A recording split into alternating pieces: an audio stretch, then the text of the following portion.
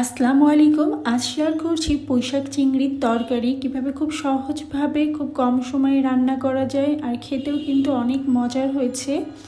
দেখতেই পাচ্ছেন, দেখেই খেতে ইচ্ছে করছে। চলুন দেখে নিই কীভাবে রান্না করছি। প্রথমে একটা হাঁড়িতে দিয়ে দিলাম 2 থেকে 3 টেবিল চামচ সয়াবিন তেল, আর দিয়ে দিচ্ছি বাটা মশলা। এখানে আমি 2 চা চামচ পেঁয়াজ বাটা নিয়েছি, হাফ চা চামচ রসুন বাটা আর হাফ চা চামচ আদা বাটা, আর দিয়ে দিয়েছি এখানে কাঁচা মরিচ। আজ আমি কাঁচা মরিচ, ছোটো কাঁচা মরিচ কিছু বেশ থেতো করে নিয়েছি।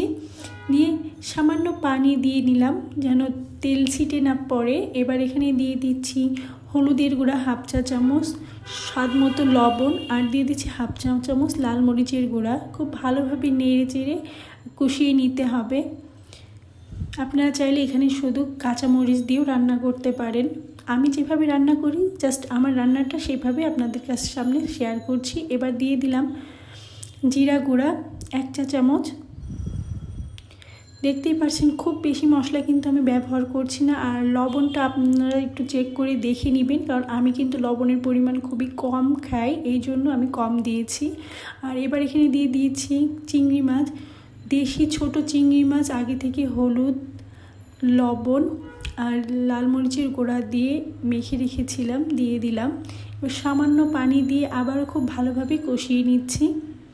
চুলার জাল এই পর্যায়ে অবশ্যই মিডিয়াম রাখতে হবে।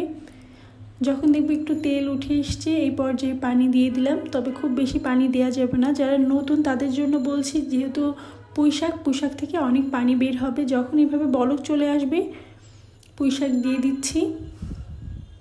আর যারা রেগুলার রান্না করেন তারা তো বুঝবেন যে পুঁইশাক থেকে অনেক পানি বের হয়, এই জন্য খুব বেশি পানি দেওয়ার প্রয়োজন নেই। ঢাকনা দিয়ে ঢেকে রেখে কিছু সময় রান্না করে নিচ্ছি। একটু পর ঢাকনা সরিয়ে একটু এইভাবে পুঁইশাক নেড়ে মিশিয়ে দিচ্ছি।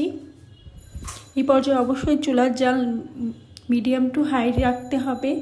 পুঁইশাক রান্না করতে কিন্তু খুব বেশি সময় লাগে না, যেহেতু আমি এখানে স্টেপ বাই স্টেপ দেখাচ্ছি, এই জন্য মনে হচ্ছে অনেক সময় লাগছে।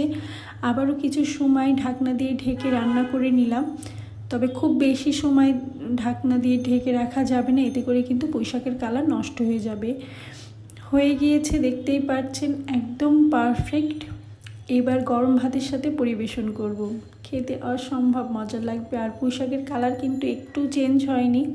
আশা করি এইভাবে আপনিও বাসায় পুঁইশাক রান্না করবেন, দেখবেন খেতে অনেক মজা হবে।